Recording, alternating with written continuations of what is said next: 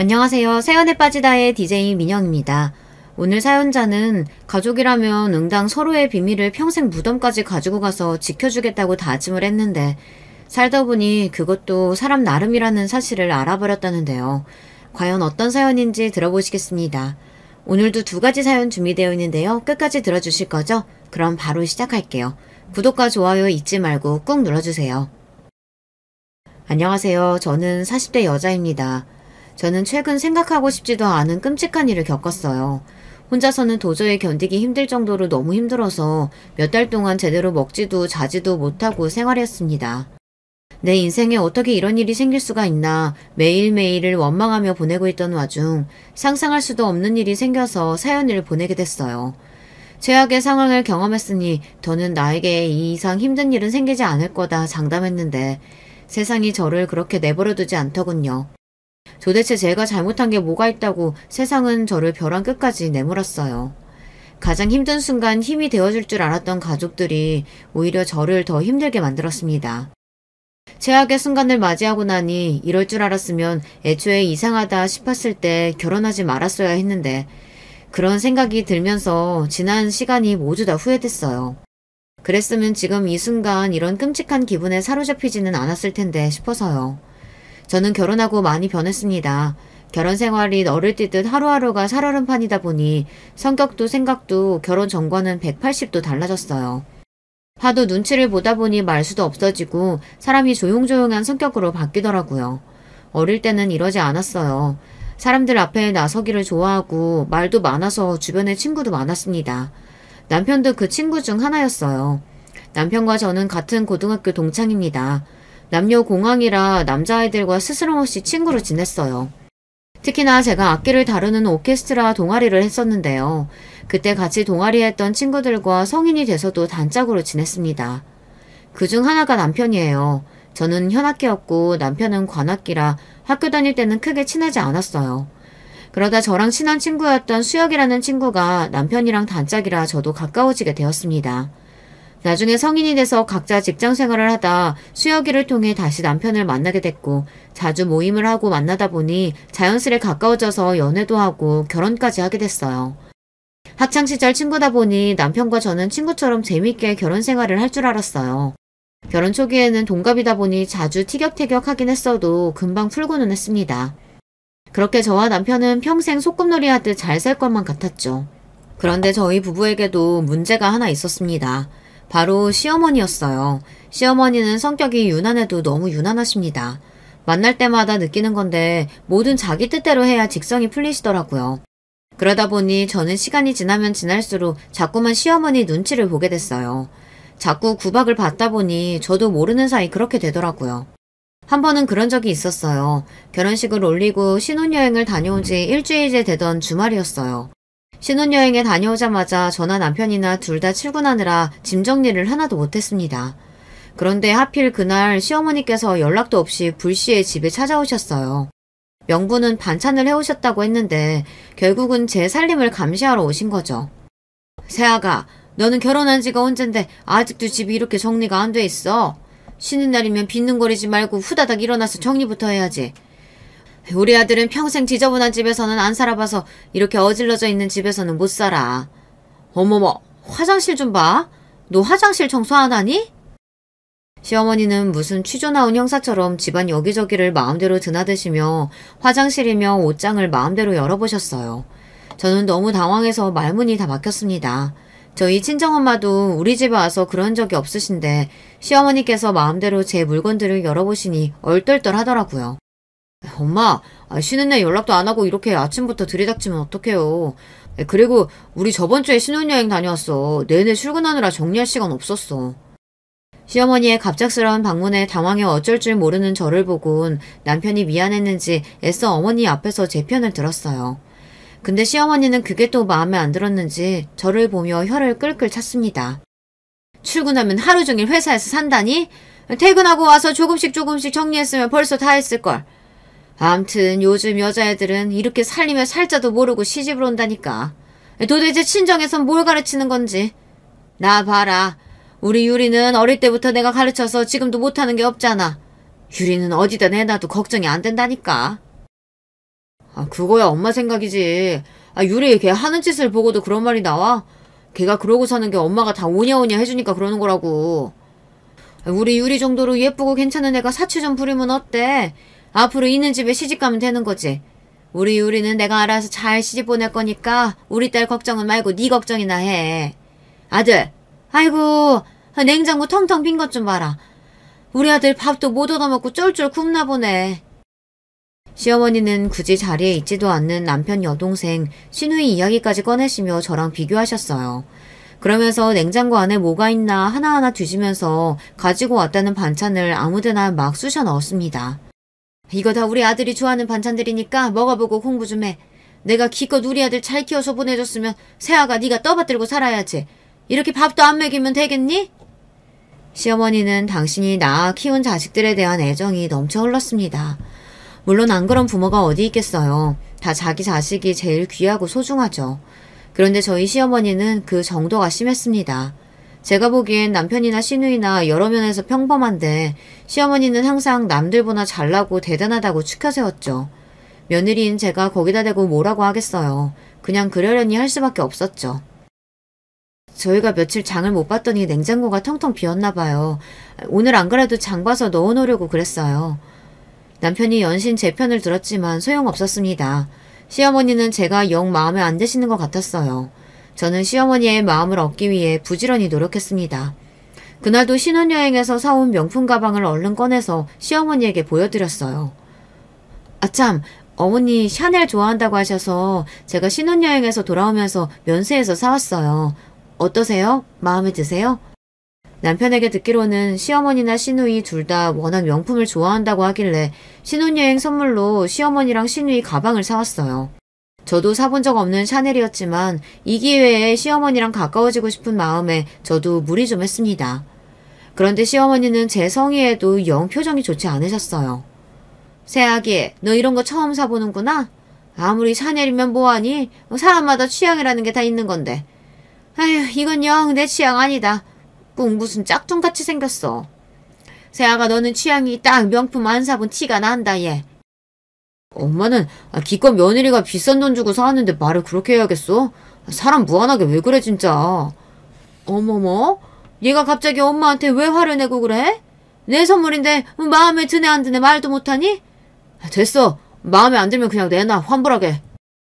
괜한 일로 시어머니와 남편이 자꾸만 언성을 높이니 중간에서 괜히 제가 민망해서 애써 다시 바꿔드리겠다고 했어요. 그러자 시어머니는 면세에서 산 걸 뭘 또 바꾸냐고 그냥 가져간다고 하시고는 툴툴거리면서 가지고 가셨죠. 그때부터였어요. 시어머니께서는 저희 친정어머니와는 성격이며 말투며 취향까지 너무도 다르시니 제가 도저히 어머님을 종잡을 수가 없더라고요. 시어머니 비위 맞춰보려고 해도 항상 자기 할 말만 하시고 금세 화를 내시니 저도 모르게 눈치를 보게 됐습니다. 그럴 때 보면 마치 내가 뭘 잘못하기라도 했나 싶을 때가 있었어요. 사실 시어머니와는 결혼하기 전부터 그랬어요. 애초에 결혼 이야기가 처음 나왔을 때 저랑 남편이 계획했던 날짜와 결혼식장이 있었답니다. 남편이나 저나 둘 다 직장이 휴가를 쉽게 낼 수 없는 곳이라 그 날짜밖에 되지 않았어요. 그리고 저희 친정 하객들이 지방에서 오시는 분들이 많아서 터미널 근처에서 식을 올려야 했습니다. 날짜나 장소나 이미 다 상견례 때 양가 부모님과 상의가 다 끝난 부분이었어요. 물론 상견례 날도 시어머니는 저희의 의견을 썩 마음에 들어하지 않으셨지만 다른 부모님들은 저희가 원하는 대로 알아서 하라는 분위기라 그냥 그렇게 하기로 자연스럽게 넘어갔죠. 얼마 전에 우리 교회 장로님 아들 결혼식에 다녀왔는데 호텔에서 교회식으로 예배하는데 너무 경건하고 좋더라. 분위기가 너무 좋아서 신부도 예뻐 보이고. 우리도 그 호텔에서 하면 어때? 시어머니는 연신 호텔 결혼식을 이야기하셨어요. 그리고 식은 기독교식으로 올렸으면 좋겠다고 하셨죠. 호텔 너무 좋은데 가격도 너무 고가고 시간도 벌써 올해 예식은 다 마감이라 날짜 맞추기가 힘들 거예요. 그리고 친정은 불교라 기독교 예식은 좀 어려울 것 같아요. 제가 고향이 지방이다 보니 멀리서 오시는 분들이 많아서 서울 중심부까지 올라오시기엔 시간이 너무 빠듯할 것 같네요. 죄송하지만 식장은 터미널 근처로 해야 할 것 같습니다. 결혼 전이다 보니 저는 제 의견을 그대로 시어머니에게 말씀드렸어요. 그때야 시어머니 성격을 제대로 파악하기 전이다 보니 우리 집 의견도 있는 대로 말씀드리는 게 당연하다고 생각했거든요. 그럼요. 제 안사람이 워낙 남들 이목을 많이 신경 쓰는 사람이라 괜한 소리를 했습니다. 우리 형편의 호텔은 무슨 호텔이야. 당신 좀 잠자코 있어. 상의하는 자리인데 말도 못해요? 그깟 호텔 예식 얼마나 한다고. 유리야, 너 결혼식 할 때는 꼭 우리 호텔에서 하자. 그럼 엄마, 나는 결혼은 무조건 우리나라에서 제일 비싼 신라 호텔에서 할 거라고. 내가 누누이 말했잖아. 유리, 너 조용히 못해? 사돈들도 있는 앞에서 철딱서니 없는 소리 하고 있어. 시아버지와 시어머니께서 언성을 높이시는 것도 모자라 철부지 시누이까지 끼어드는 바람에 순간 상견례 자리가 어색해졌지만 그런대로 잘 넘어갔다고 생각했습니다. 그런데 상견례를 하고 며칠 뒤에 시어머니께서 점심시간에 제 직장 주변으로 찾아오셨더라고요. 명분은 회사 근처에 볼 일이 있어 왔다 제가 생각나서 연락하셨다는데 딱 봐도 그건 아닌 것 같았어요. 분명 저한테 할 얘기가 있었던 거죠. 내가 좀 전에 너희들이 예약했다는 결혼식장 보고 왔거든? 근데 아무리 봐도 홀도 너무 작고 건물도 좀 오래됐더라. 우리 교회 사람들도 다 오는데 그런 초라한 데서 어떻게 한다니? 거기가 좀 오래되긴 했어도 음식 맛있는 걸로는 유명해요. 그리고 양가 하객 많지 않아서 홀도 그 정도면 딱 적당할 것 같고요. 시어머니는 여전히 저와 남편이 예약한 결혼식장이 마음에 안 든다고 하셨습니다. 아무리 생각해도 사돈네보단 우리 집 하객이 훨씬 많은데 우리 쪽에 맞추는 게 맞는 것 같아. 내가 주변에도 물어보니까 그리고 식장은 원래 하객 인원수가 많은 쪽으로 하는 게 맞대. 난 그 결혼식장을 너무 마음에 안 들어. 결혼은 저와 남편이 하는 건데 시어머니는 본인이 마음에 안 든다고 무작정 때를 썼어요. 제가 무슨 말을 하려고 해도 시어머니는 자꾸만 제 말을 자르며 저와 눈도 마주치지 않으려고 했습니다. 저는 남편도 없이 시어머니와 둘이 만난 자리에서 노골적으로 저에게 본인이 원하는 대로 해달라고 하시니 곤란하더라고요. 어머님, 말씀 무슨 뜻인지는 아는데요. 벌써 결혼식장이랑 날짜 다 결정한 상태라 바꾸기가 힘들어요. 계약금도 벌써 다 보냈고요. 사실 아직 계약금은 넣지는 않았지만 시어머니 말대로 하고 싶지 않아서 계약금을 보냈다고 그냥 이야기했습니다. 이 정도로 이야기했으면 시어머니도 더 이야기하지 않으실 줄 알았죠. 그런데 웬걸 시어머니는 오히려 더 정색하시며 저를 쏘아봤어요. 너는 애가 어른 말에 꼬박꼬박 말대꾸 하는 건 어디서 배워먹은 거니? 앞으로 우리 식구 될 사람이니까 내가 알려주는 건데 네가 지금까지 친정에서 어떻게 살았든 나는 내 며느리가 내 앞에서 말대꾸 하는 거 절대로 못 봐준다. 우리 집 애들도 부모 말이라면 무조건 내내 하면서 거역해 본 적이 없는 애들이야. 시어머니께서 정색하고 너무 화를 내시니 오히려 저는 너무 당황스러워서 어쩔 줄 몰라 했습니다. 시어머니는 제 반응에도 전혀 아랑곳하지 않으시며 오히려 이야기를 하면 할수록 더 흥분해서 목소리를 높였어요. 됐다. 내가 결혼식장 전화해서 취소하고 알아서 다른 데 알아볼 테니까 그런 줄 알아. 시어머니는 갑자기 본인 마음대로 결혼식장을 취소하겠다고까지 하셨어요. 저는 너무 기가 막혀서 시어머니를 말렸습니다. 어머니, 이미 가족들하고 다 상의해서 결정한 일인데 갑자기 이러시면 어떡해요. 어머님께서 그렇게 마음에 안 드시면 저도 진영씨랑 다시 상의해볼 테니까 조금만 기다려주세요. 이러다가는 정말 시어머니 마음대로 결혼식장을 취소할 것 같아 저는 애써 좋게 말렸습니다. 그러고는 그날 있었던 일을 남편과 상의했어요. 제 말에 남편은 당연히 난리가 났죠. 이미 다 결정한 일을 가지고 어머니가 왜 번복을 하냐고요. 그 이후 남편이 시아버지에게 말씀드려서 결혼식장은 원래 하기로 했던 곳으로 하게 됐지만 시어머니와는 그날 이후 어쩐지 관계가 더 어색해졌습니다.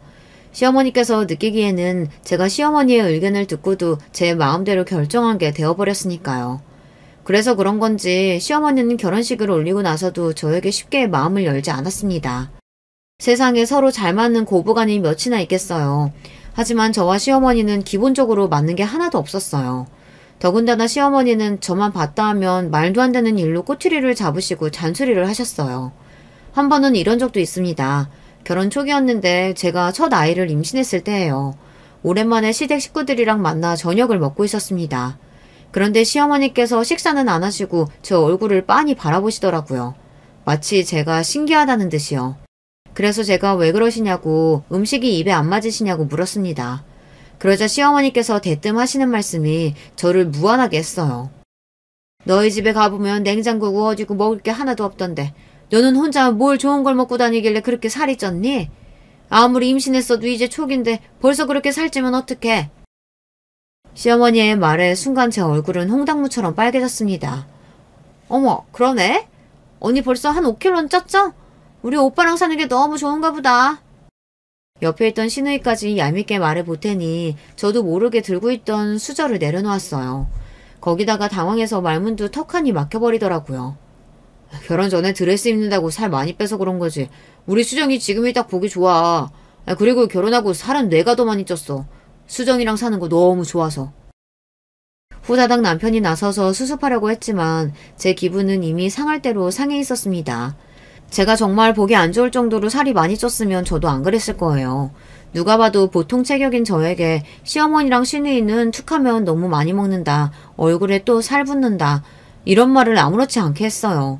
한두 번은 웃으면서 넘어갔는데 그날은 저도 기분이 많이 상하더라고요.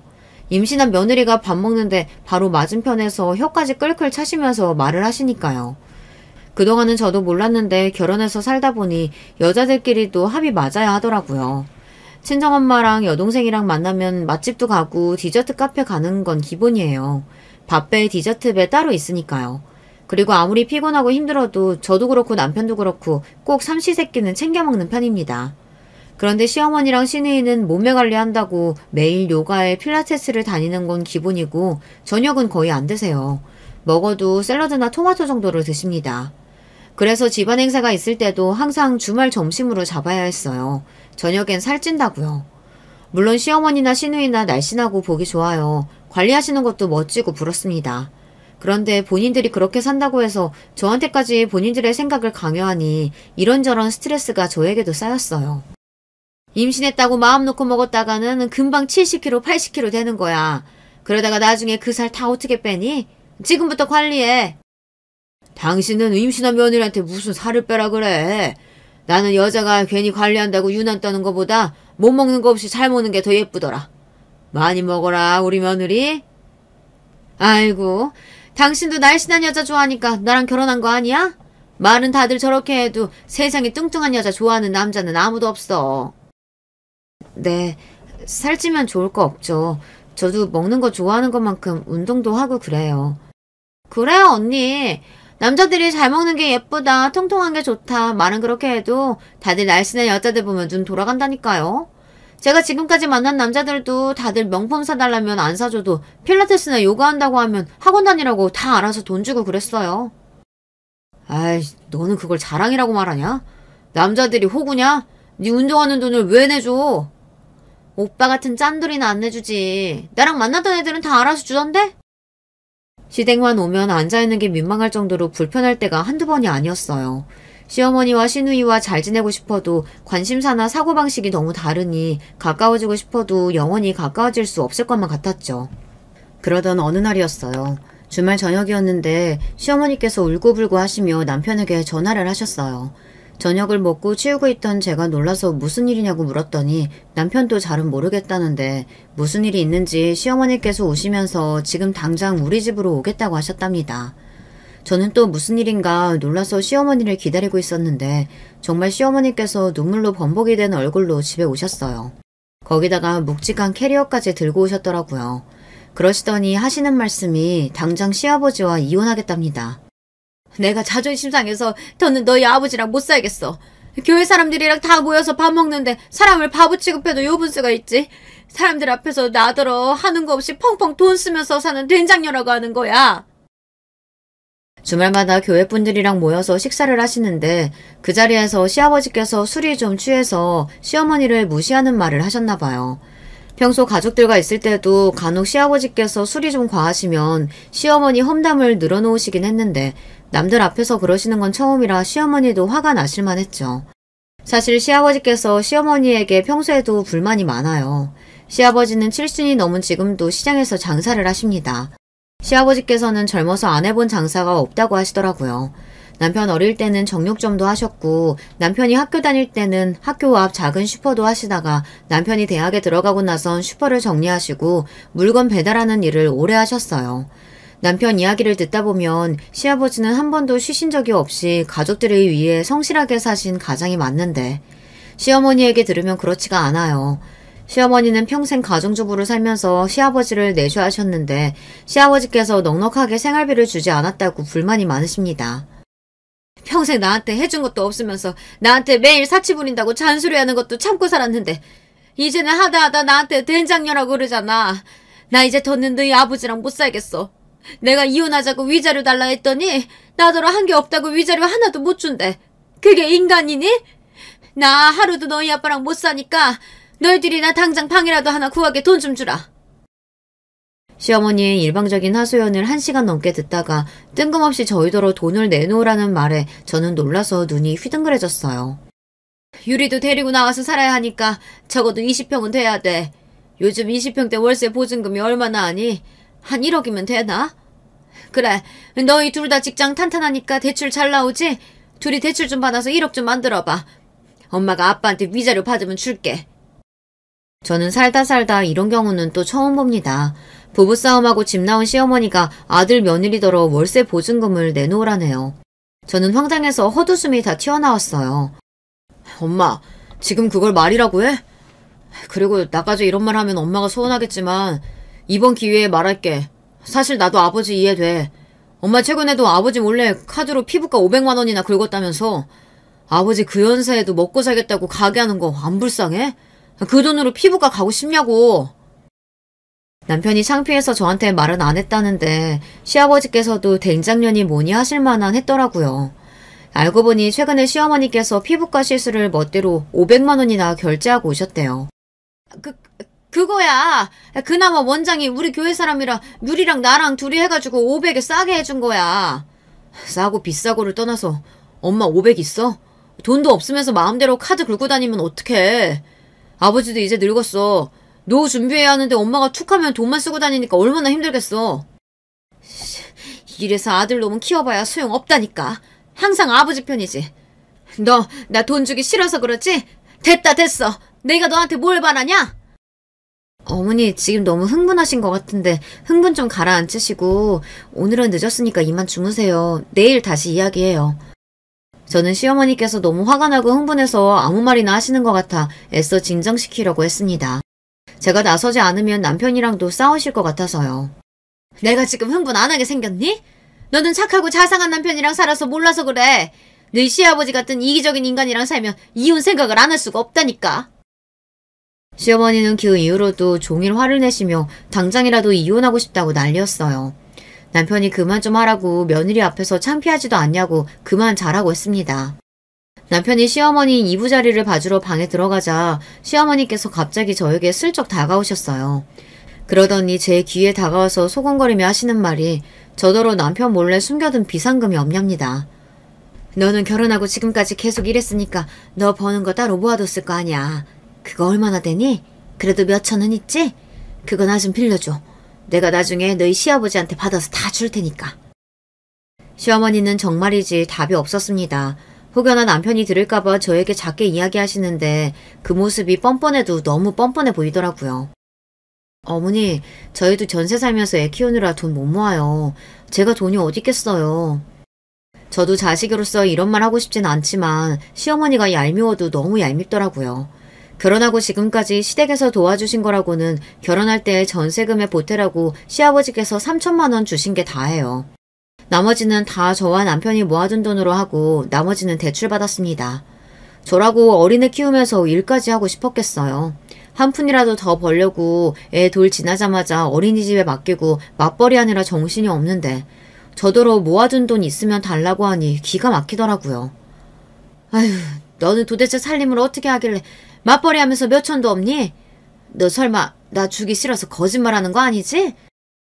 제가 그런 거짓말을 왜 해요. 어머니 어차피 일도 안 하시는데 집 나와서 사시면 뭐 먹고 사시려고요? 시어머니 하시는 행동이 너무 어이가 없다 보니 저도 모르게 한심해서 자꾸 한숨이 다 나오더군요. 집에만 있으면 뭐래요. 시어머니는 일해본 적이 없으니 수입도 없고 시누이는 무용학원에서 애들 가르치는데 월급도 얼마 안 되거든요. 그럼 둘이 나가서 도대체 어떻게 살겠다는 건지 이해가 안 됐어요. 내가 뭐 너희 시아버지 없다고 못 사니? 자식이 둘이나 있는데 당연히 너희가 알아서 먹여 살려야지. 와, 정말 입이 떡 벌어졌습니다. 저희 친정부모님은 저희 사는 거 보면 안쓰러워서 어떻게 하면 도와주실 수 있을까 매일 걱정하는데 시어머니는 같은 부모인데도 어쩜 저렇게 다를 수가 있을까요? 지금까지 남편 등골 빼고 사신 것도 모자라서 이제 아들한테까지 빨대 꽂으시려고 하는 모습이 미워도 너무 미웠습니다. 저는 그날 하루 시어머니를 모시고 자는 것도 너무 힘들었습니다. 다음날 출근도 해야 하는데 시어머니가 우리 집에 있다고 생각하면 너무 불편할 것 같았어요. 저는 다음날 새벽 일어나자마자 시아버지에게 전화를 했어요. 시어머니께서 우리 집에 와 계신다고 이야기했습니다. 그러자 곧바로 시아버지께서 새벽 시장을 가시다 말고 우리 집에 들러 시어머니를 데리고 가셨어요. 이 옆에 내가 이제 하다 아들 며느리까지 힘들게 해. 당장 안 나와? 된장녀라고 욕할 땐 언제고 나오라 말라야.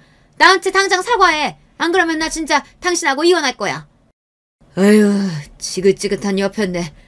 내가 당신이랑 이혼하려고 했으면 20년 전에 진작 이혼했어. 빨리 안 나와?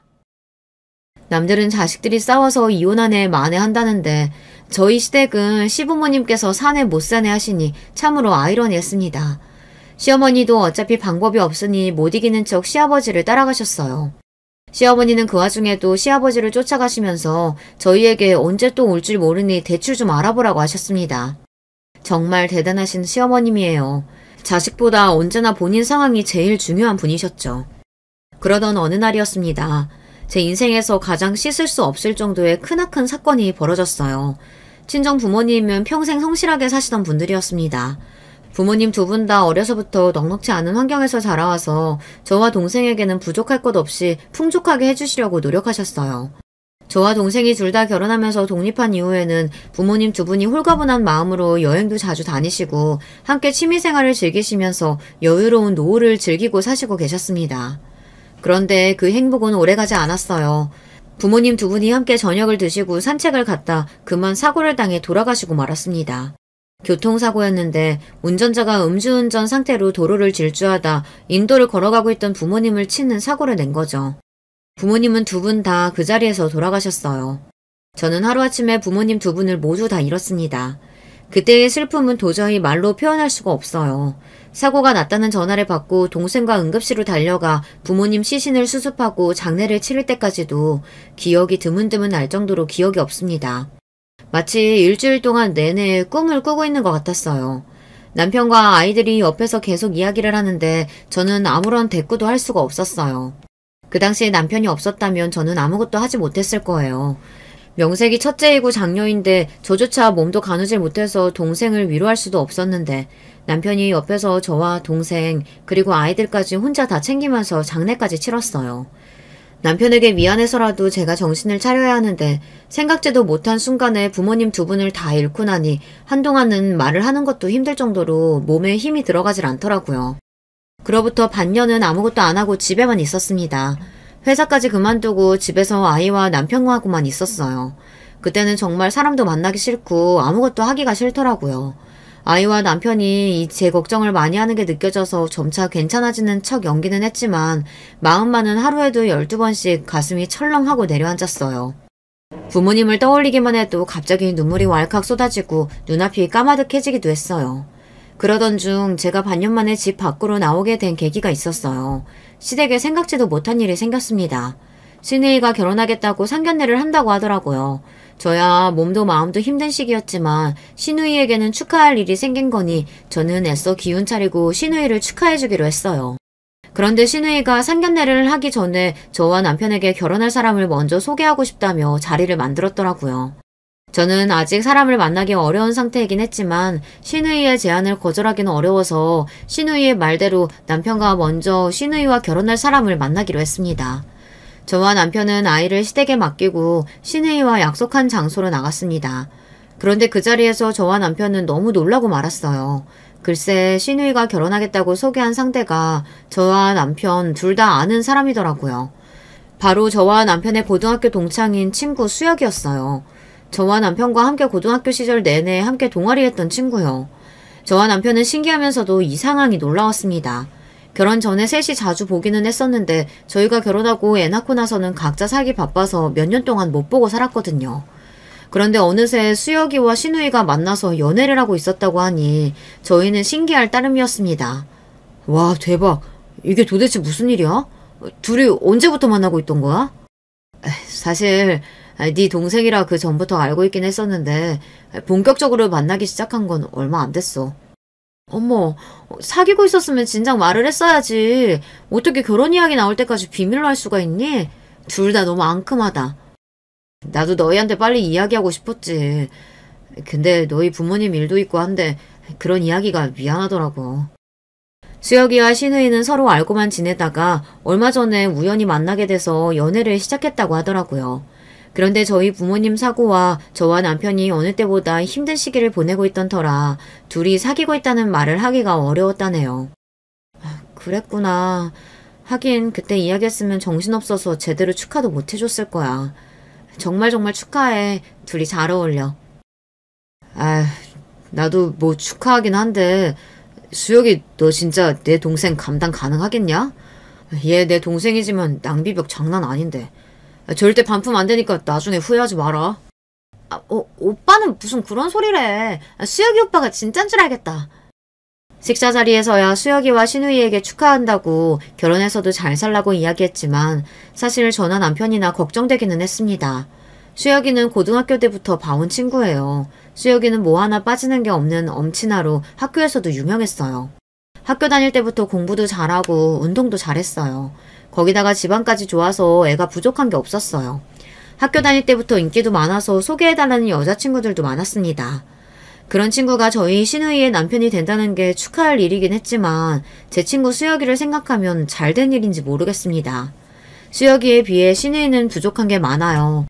수혁이 앞에서는 대충 농담식으로 넘어가긴 했지만 사실 신우이가 시어머니랑 똑같아서 사치도 심하고 낭비벽도 있습니다. 그 전에 만났던 남자들하고도 다 그 점 때문에 헤어졌어요. 저는 이런저런 생각이 없었지만 남편에게 말하면 그래도 본인 동생이니 기분 나빠할 것 같아 말을 못하겠더라고요. 그렇게 마음이 찜찜한 상태로 며칠 뒤 수혁이와 신우이는 상견례를 했습니다. 상견례 자리에서 만난 시어머니는 아주 입이 찢어질 것처럼 신이 나셨더라고요. 그럴만했죠. 매일 신우이를 좋은 집안에 시집 보내겠다고 입버릇처럼 말했는데 드디어 그 꿈을 이뤘으니 얼마나 기분이 좋겠어요. 그런데 상견례는 생각지 못한 방향으로 흘러갔습니다. 몰랐던 수혁이네 부모님도 저희 시어머니만큼이나 보통 분들이 아니더라고요. 우리 수혁이가 다니는 회사 연봉이 얼만 줄 아시죠? 거기에 비하면 새아가가 다니는 직장 연봉이 많이 부족하다 보니 우리 입장에선 사실 고민이 되기는 하네요. 저도 살아보니 부부끼리 수준이 어느 정도 맞아야 살면서 안 싸우더라고요. 학교 다닐 때도 수혁이네 부모님이 되게 엄하다고 듣기는 했었는데 실제로 괜히 엄하기만 한 게 아니라 며느리에 대한 기준이 높으시더라고요. 저희 시부모님 앞에서 수혁이 며느리감으로 신우이가 마음에 들지 않는다고 대놓고 이야기하셨어요. 수혁이 부모님의 반응에 저도 놀라기는 했지만 솔직한 심정으로는 좀 고소하기도 했습니다. 시어머니께서 지금까지 저에게 하신 게 있으니까요. 당신 딸도 본인이 며느리에게 한 것과 똑같이 당하는 기분이 어떠실지 궁금할 정도였죠. 어머, 사돈, 무슨 그런 걱정을 하세요. 우리 요리가 나이는 어려도 살림이 얼마나 기가 막히게 잘하는지 몰라요. 김서방 정도 능력이면 여자가 집에서 차분히 내전만 잘해도 그게 더 이익이죠. 시어머니의 반응에 저는 한마타면 웃어버릴 뻔했습니다. 제 앞에서는 매일 신우이만한 애가 없다고 어디 내놔도 이런 1등 신부감이 없다고 하시더니만 수혁이 부모님께서 대놓고 신우이를 무시하시는데도 그 앞에서는 찍소리도 못하고 결국은 내세운 게 살림을 잘한다는 거더군요. 시어머니의 의외의 모습에 그렇게까지 해서라도 딸을 부잣집에 시집 보내고 싶은 거구나 이런 생각이 들었어요. 그것도 일리가 있기는 있네요. 우리 수혁이가 일은 잘해도 집안일은 영 재주가 없으니 집에서 내조 잘하는 며느리도 좋죠. 우리 쪽에서는 신혼집으로 서초에 30평대 아파트 생각하고 있는데 사돈께서는 결혼자금으로 얼마 생각하고 계세요? 제 생각으로는 못해도 혼수로 3억 정도는 해주시면 좋겠는데. 순간 상견례 자리에 있던 모두가 놀라 눈이 휘둥그레졌습니다. 수혁이네 집이 잘 사는 집인 줄은 알았지만 이 정도일 줄은 몰랐어요. 신혼집으로 20억짜리 아파트를 해줄 테니 혼수로 3억 정도는 준비하라고 대놓고 이야기하시더라고요. 저와 남편은 상견례가 끝나고 나올 때까지 입이 다물어지지 않았습니다. 저희 결혼할 때랑은 문화가 달라진 건지 아니면 있는 집 자식은 원래 다들 저렇게 결혼하는 건가 싶더라고요. 순간 친구 수혁이에게 거리감이 느껴졌습니다. 남편은 상견례가 끝나고 집에 오는 내내 걱정했어요. 시댁에 돈이라고는 다 모아도 돈 몇 천도 없을 텐데 무슨 수로 3억을 만드냐고요. 에이 설마 진짜 정말 살목을 다요라고 하시겠어? 없다고 하면 수혁이 부모님도 이해해 주시겠지. 수혁이가 문제가 아니라 우리 엄마가 문제지. 돈도 없으면서 괜히 수혁이네 집에 안 꿀리겠다고 무리해서 어디 사채라도 쓸까봐 그래. 듣고 보니 남편 말이 일리가 있었습니다. 평소 시어머니의 행동으로 보면 그러고도 남을 뿐이에요. 없어도 남의 이몽이나 자존심을 굉장히 따지시는 분이니 그러고도 남을 뿐이었죠. 저는 남편에게 신신당부했습니다. 미리 어머님께 이야기해서 3억은 무리니 가능한 선에서 준비하겠다고 사돈댁에 얘기하라고요. 제 말에 남편도 그렇게 하겠다고 했습니다. 안 되면 수혁이에게 부탁하겠다고도 했어요. 우리 집 사정 좀 봐달라고요. 남편이 그렇게까지 이야기했으니 신우의 결혼은 알아서 해결되리라 생각했습니다. 그런데 그렇지 않았어요. 며칠 뒤 괜한 불똥이 저에게 튀었어요. 시어머니가 웬일로 우리 집에 오셨더라고요. 친정 부모님 돌아가시고 나서 반년 동안 폐인처럼 내내 집에 있었을 때도 한 번을 들여다보러 오시지 않더니만 웬일로 오셨더라고요. 그런데 오랜만에 만나서 한다는 이야기가 기가 막혔습니다. 저는 시어머니의 말에 두 귀를 의심했어요. 제가 잘못 들었나 해서요. 내가 듣기로 너희 친정부모님 돌아가시고 보상금 꽤 받았다고 들었는데 그게 한 5억이라 했나? 그 중에 3억만 좀 나 줘라. 그 돈 네 시누이 결혼할 때 보태게. 사람이 너무 기가 막히고 황당하면 온몸에 소름이 돋더라고요. 저는 시어머니의 개똥 같은 말을 들은 순간 온몸에 소름이 돋고 입이 쩍하고 벌어졌습니다. 이게 현실이 맞나 싶어서요. 어머님, 지금 그걸 말이라고 하세요? 그 돈이 어떤 돈인지 모르고 지금 저한테 그런 소리 하시는 거예요? 사람이 얼마나 어이없고 황당하면 말을 다 버벅거리게 되더라고요.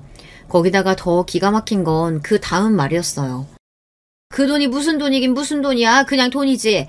너희 부모님 돌아가셨을 때 하도 네가 유난을 떨어서 내가 말을 못했는데 사람은 원래 다 죽는 거야. 살다 보면 호상도 있고 그런 개죽음도 있는 거지 뭐. 뭐 그런 거 가지고 몇 개월씩이나 죽상을 하고 있냐? 죽은 사람은 죽은 사람이고 산 사람은 살아야지. 네가 진짜 우리 집 며느리라면 이럴 때 도와줘야 진짜 가족이 되는 거야. 그러니까 덜도 말고 딱 3억만 줘. 가만 보면 시어머니는 생각이라는 게 없는 사람인 것 같아요. 그러지 않고서야 저한테 저런 말을 할 수가 없습니다. 어머니, 지금 개죽음이라고 하셨어요? 우리 부모님 돌아가신 게 개죽음이라고 하셨냐고요? 저는 도저히 참을 수 없어서 얼굴이 눈물을 범벅된 채 시어머니에게 울분을 토해냈습니다. 그러자 시어머니는 오히려 그런 제가 더 이해가 안 된다는 듯 오히려 저를 향해 눈을 흘겼어요. 어머머, 얘 시어머니 쳐다보는 눈 좀 봐. 그깟 3억 주는 게 그렇게 아까워? 아유, 치사해서 정말 됐다 됐어. 우리 유리 시집 못 가면 다 너 때문인 줄 알아. 그깟 3억이요? 어머님은 그깟 3억도 없어서 며느리한테 구걸하러 오신 주제에 그런 말이 나오세요? 저는 시어머니라면 이제 치가 떨렸습니다. 저 뻔뻔하고 재수없는 낯짝은 이제 더는 보고 싶지 않았어요. 그때였습니다. 저 말이 심히 거슬렸는지 시어머니가 저에게 갑자기 달려들더라고요. 뭐야? 구걸? 너 지금 말 다 했어? 이게 어디 시어머니한테 그딴 소리를 짓거리고 있어? 네가 맞아야 정신 차리지? 순식간에 저에게 달려든 시어머니는 제 뺨을 세게 갈겼습니다. 순간 간신히 붙잡고 있던 이성의 끈이 빠지지 끊어졌어요. 저는 생각할 틈도 없이 그대로 제 핸드폰을 들었습니다. 그리고 어디론가 급하게 전화를 걸었어요.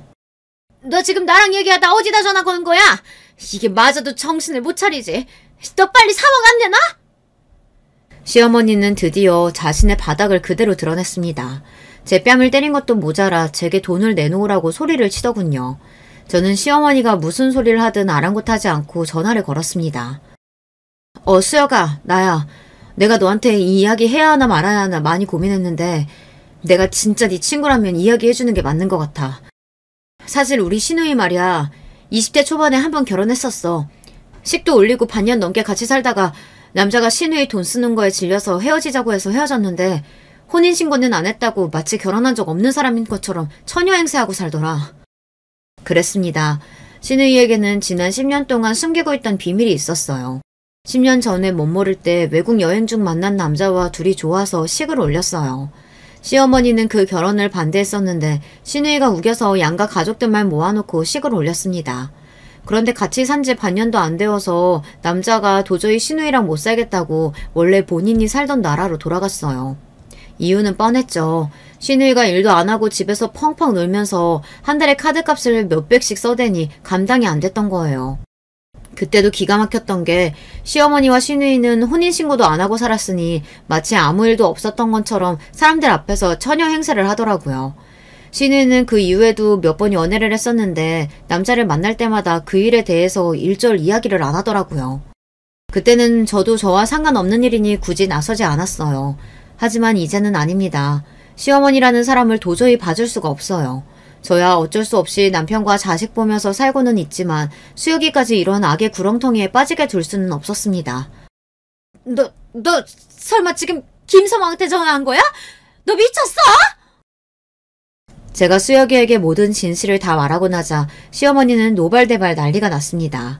제 핸드폰을 뺏으려고 저에게 달려들었어요. 저는 시어머니 하는 짓이 너무 꼴보기 싫어서 제 핸드폰을 높이 들며 시어머니를 밀어버렸습니다. 그런데 그때였어요. 핸드폰 너머로 수혁이가 저에게 만나서 이야기를 나누자고 했습니다. 저도 웬만하면 시누이가 수혁이와 결혼하게 그냥 두려고 했어요. 결혼이라는 게 둘이 좋아서 하는 일인데 제가 아무리 친구라도 참견하는 게 맞지 않는 것 같아서요. 하지만 시어머니께서 하다 이제 절대 넘지 말아야 할 선까지 넘어버리시니 바보처럼 가만히 참고 있을 수가 없었습니다. 저는 곧바로 수혁이를 만나 제가 아는 시누이의 이야기를 다 했어요. 그리고 며칠 뒤 시누이와 수혁이는 파혼했습니다. 당연히 시댁은 완전히 뒤집어졌고 저를 죽이네 살리네 난리가 났습니다. 저는 시어머니 시누이의 연락을 일절 받지 않았어요. 그리고 남편에게 최후의 결정에 통보를 했습니다. 나 지난 10년 동안 참을 만큼 참고 살았어. 근데 이제 더는 아니야. 시어머니하고 연 끊고 살 거니까 이런 나 이해 못하면 당신하고도 이혼할 거야. 당신이 선택해. 남편과 이혼하겠다는 말은 진심은 아니었지만 어쩔 수 없었어요. 앞으로도 남편과 가정을 이끌어가기 위해서는 시어머니와의 인연을 끊어야만 제가 살 수 있으니까요. 남편은 제 말에 한숨을 크게 내쉬었지만 시어머니께서 저에게 저지른 만행을 알고 있으니 더 말은 안 하더라고요. 당신 말 이해해. 하지만 난 당신이랑 이혼 못해. 그렇다고 나는 우리 어머니랑 천륜인데 끊고 살 수는 없잖아. 남편은 극단적인 상황에 많이 힘들어했습니다. 그리고 얼마 뒤 추석에는 남편만 시댁에 갔어요. 시부모님은 무슨 이런 경우가 있냐고 난리를 치셨다지만 저는 제 생각을 바꿀 생각이 없어요. 절대 앞으로도 평생 시어머니를 볼 생각이 없습니다. 시누이도 마찬가지고요. 그로부터 1년이 다 되어가네요. 저는 지난 1년 동안 시댁과는 인연을 끊은 채 잘 살고 있습니다.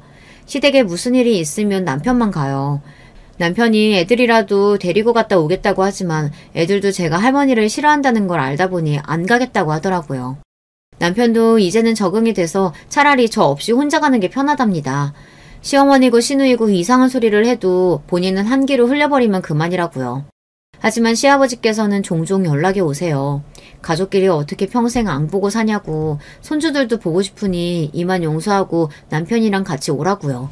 시아버지께서 시어머니와 시누이를 단단히 혼내고 다시는 저에게 이상한 소리 하지 못하게 단속했으니 걱정하지 말랍니다. 하지만 저는 아직 준비가 안 됐어요. 시아버지께는 죄송하지만 평생 시어머니를 보고 싶지 않습니다. 여러분 생각은 어떠세요? 제가 너무하는 걸까요? 시아버지 말씀처럼 가족이니 시간이 이 정도 지났으면 대충 용서하고 사는 게 맞나요? 저는 잘 모르겠습니다. 여러분의 의견 댓글로 남겨주시면 하나하나 읽고 생각해보도록 하겠습니다. 끝까지 저의 이야기 들어주셔서 감사해요. 여러분의 가정에는 언제나 평화로운 일들만 가득하시길 바랄게요.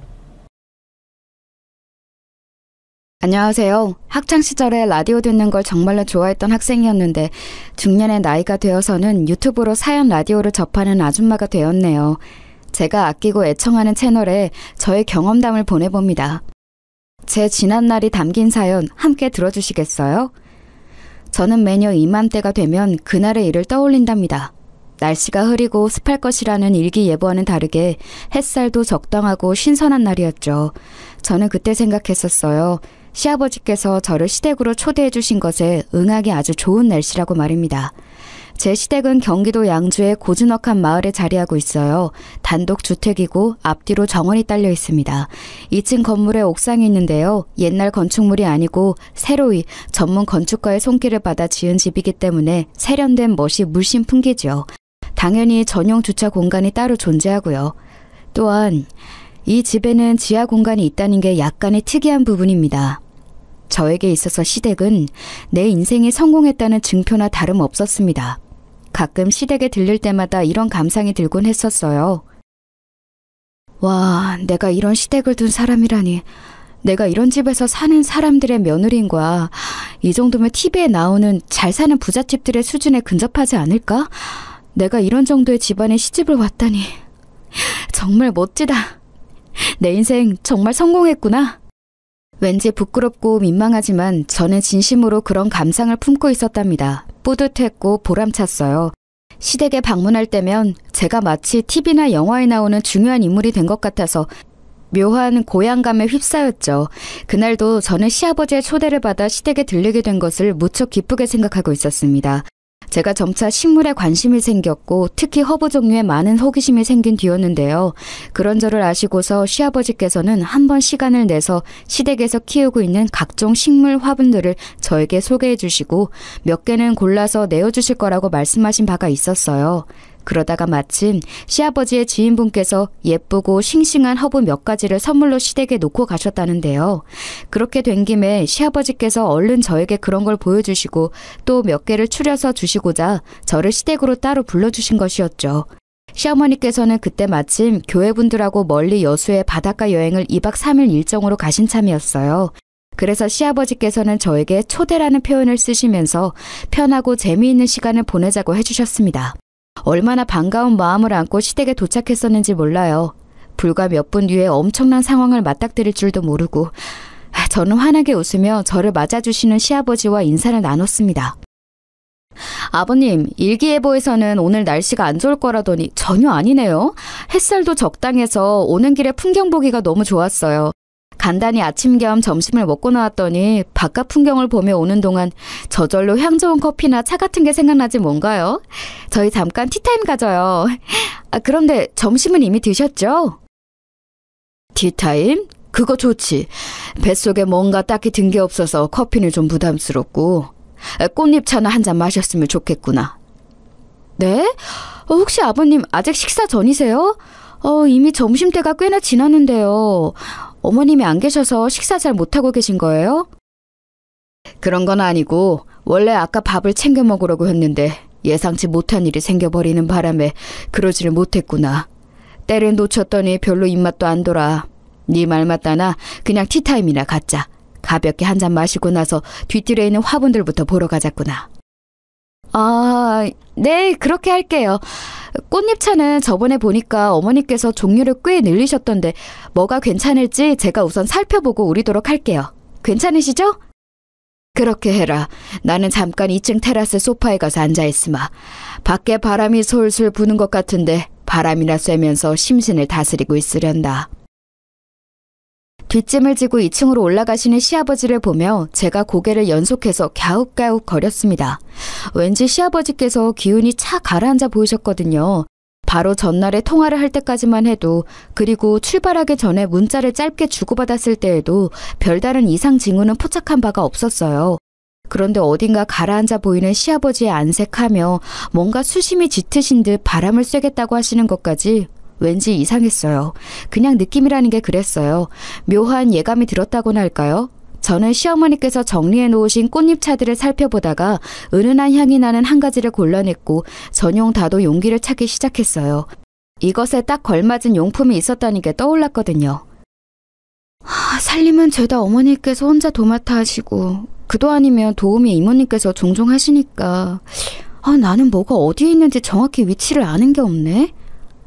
이제 보니까 어머니께서 늘 부엌에 계셨고 나는 잡일만 거들어 왔구나. 찾는 게 금방 눈에 안 들어와서 꽤 헤매게 되는 동안 자연스레 그런 생각이 들더라고요. 한숨을 내쉬던 저는 무의식적으로 부엌 옆 공간으로 발걸음을 옮겼다가 약간 이상한 소음을 듣게 되었어요. 아주 어렴풋이 제 귓가에 닿은 소음은 언뜻 사람 목소리 같기도 하고 헷갈렸습니다.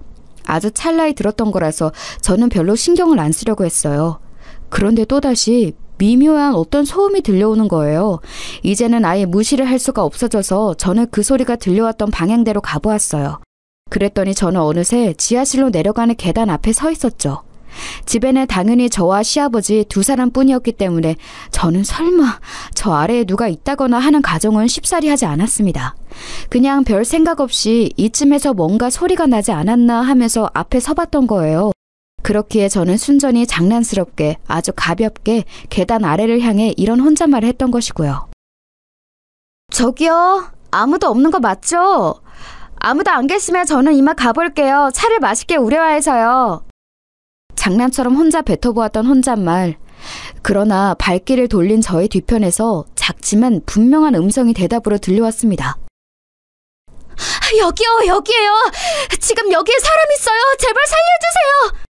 순간적으로 몸에 소름이 쫙 돋더라고요. 제가 너무 놀라서 일단 휴대폰부터 찾아서 손에 얼른 쥐었습니다. 그리고 시아버지께 우선 말씀을 드려볼까 이런 고민을 하다가 안쪽에서 다시 목소리가 들려오길래 일단은 계단을 먼저 내려가 봤어요. 참고로 시댁의 지하실은 아주 옛날에 쓰던 그릇들이나 빈 항아리 그런 것들이 주로 보관되어 있는 그런 공간이었는데요.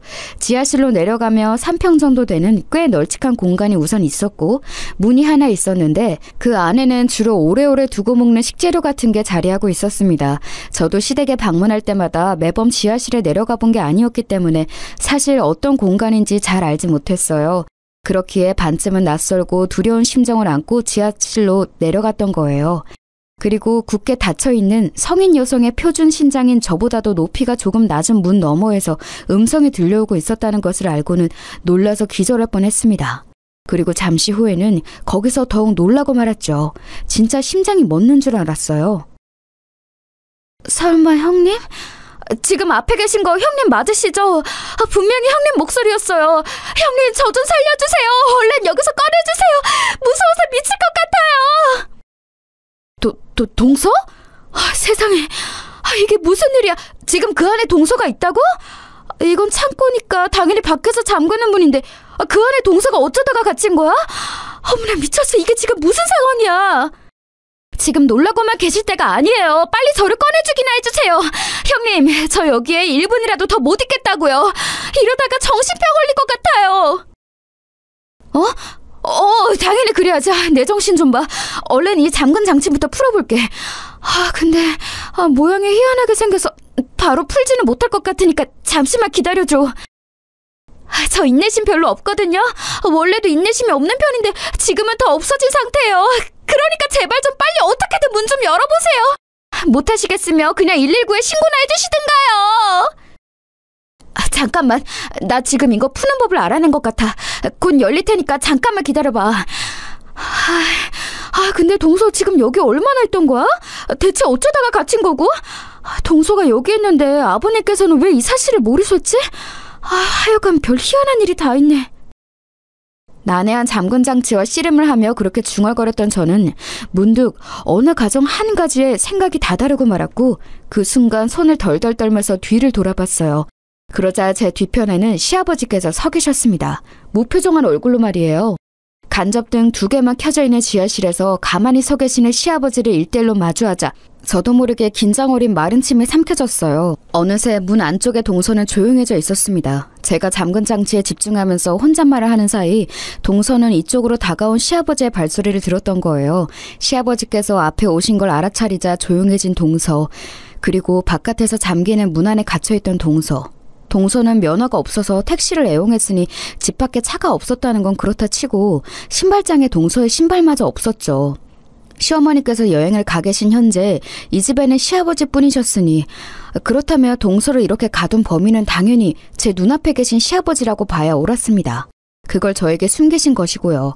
그 가정을 해낸 저는 제발 제가 틀렸기를 바라면서 시아버지를 향해 애써 웃어 보였어요. 아버님, 조금 황당한 일이 있어요. 지금 여기 안에 동서가 갇혀 있거든요. 어쩌다가 이렇게 됐을까요? 실수로 이렇게 됐나 봐요. 잠금 장치를 어떻게 여는 건지 저는 잘 모르겠는데 아버님께서 해주시겠어요? 동서가 안에서 많이 무서워하네요. 아니, 그럴 것 없다. 내가 그렇게 가둔 장본인이니까. 네? 뭐라고요? 아버님께서 이러셨다고요? 대체 왜요? 무슨 이유로요? 아니, 이유는 상관없습니다. 아버님, 이러시는 건 잘못된 거예요. 이건 범죄라고요. 범죄? 네가 지금 나에게 범죄라는 소리를 들먹였어? 네, 범죄라고 말씀을 드렸습니다. 사람을 가두시다니, 이건 있을 수 없는 일이에요. 아버님, 당장 동서가 나올 수 있도록 문부터 열어주세요. 내가 그러지 않겠다고 하면, 싫다고 한다면 너는 어쩔 셈이냐? 네? 아버님 진짜 왜 이러세요? 왜 사람을 이렇게 놀래키시고 또 당황시키세요? 만약에 아버님께서 그렇게 나오시면 저는 당연히 경찰에 신고할 수밖에 없어요. 저는 세차게 뛰는 심장을 아는 채로 말씀을 드렸고 그 다음에 저에게 돌아온 건 거센 손찌검이었습니다. 지하실에는 짝 소리가 크게 울렸어요. 시아버지의 손이 제 뺨을 스치고 나자 저는 후끈거리는 뺨이며 어지러운 머리를 느끼는 동안 이 상황이 마치 꿈처럼 여겨졌던 것 같아요. 너무 현실성이 없었기 때문에 꿈이라는 생각이 들었죠. 그리고 이렇게 되기까지 정말로 저는 꿈 같은 과정을 지나온 바가 있었습니다. 제가 왜 시댁에 발을 들이며 선망에 가득 찬 반응들을 보였었는가 하면 제 자신이 그와는 아주 동떨어진 환경에서 자랐기 때문이에요. 제가 아주 어렸을 때 아빠가 돌아가셨어요. 교통사고라는 정도로만 어렸을 때는 알았는데 크고 나니까 엄마께서 저에게 알려주시더라고요. 그건 그냥 교통사고가 아니라 뺑소니 사고였다고요. 알고 나자 세상이 원망스러웠습니다. 뺑소니 사고를 내고 도망간 그 정체 모를 작자가 비참한 죽음을 맞이하기를 매일 밤 빌고 또 빌었던 것 같아요. 아빠가 일찍 돌아가시지만 않았어도 저희 가족 그렇게 어렵게 살지는 않았을 테니까요. 저희 가족에게는 딱히 교류하며 지내는 친척들이 없었습니다. 외롭지만 저희끼리 행복하게 그리고 소박하게 잘 살고 있었는데 그 뺑소니 사고가 저희 가족의 평화를 앗아갔던 거예요. 엄마는 그 이후로 저희 자매를 먹여 살리기 위해 고군분투하며 이런 일 저런 일 다 병행하시다가 어느 날 청소일을 하시던 목욕탕에서 현기증을 일으켜 쓰러지시는 바람에 관절을 크게 다치셨습니다. 저희가 돈이 있기를 하나요? 아니면 무슨 빽이 있기를 하나요? 아프면 아픈 대로 다치면 다친 대로 큰일 나고야 마는 게 당시 저희 처지였어요.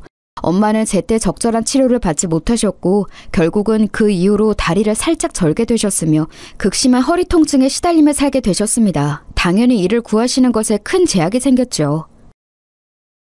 야, 너는 너무 걱정할 것 없어. 내가 열심히 해서 돈 벌 거고 취직 잘해서 너 대학까지 다 보내고 그렇게 할 거야. 너는 나만 믿고 따라오면 돼. 알았지? 엄마가 그렇게 되셨을 때 언니는 중학생이었습니다. 중학교 3학년이었고 가장의 역할을 앞으로 하기 위해 그럴 생각으로 고등학교를 인문계 진학을 포기해버렸어요. 언니는 학교 수업이 끝나면 식당으로 달려가서 아르바이트를 했습니다. 곱창을 파는 곳이었어요. 언니, 팔에 또 그 자국은 뭐야? 또 상처난 거야? 이번에도 혹시 저번처럼 손님 볶음밥 볶아주다가 뜨거운 불판에 데인 거야? 화상 입은 것 같은데.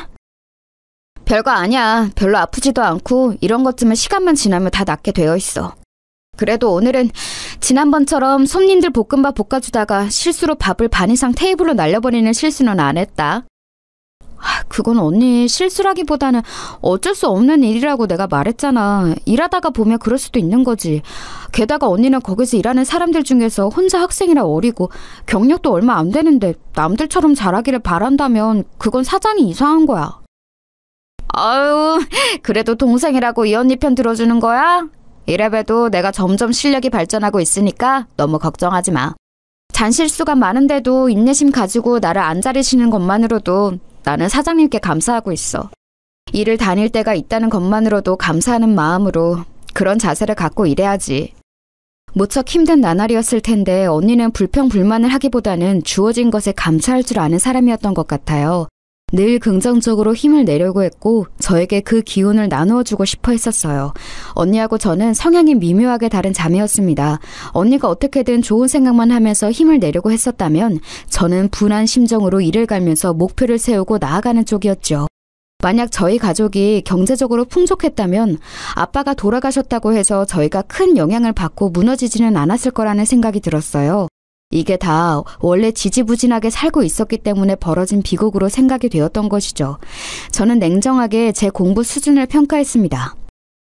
내가 대학 입시 직전까지 죽도록 노력하고 거기에 만약 운까지 따라준다면 대략 이 정도 수준의 대학들에 갈 수 있겠구나. 최고라고 불리는 것들은 아니니까 나는 다른 부가적인 것들을 키워가면서 노력할 필요가 있겠어. 친구도 잘 사귀고 남자도 잘 만나야 돼. 이런 것들까지 미리 신경 쓰고 관리를 해야 내가 성공해서 살 수 있는 거야. 지금 생각해보자면 저는 계산기를 꽤 두드릴 줄 아는 아이였던 것 같네요. 무서우리만치 현실적이었으며 그러면서도 목표와 이상을 높게 두었었죠. 그래서 점차 언니하고는 갈등을 빚게 되었어요. 가치관이 너무 달랐거든요. 언니는 정직하고 성실하고 착하게 살면 그것이 능사라고 여겼습니다. 하지만 저는 그렇게 보지 않았어요.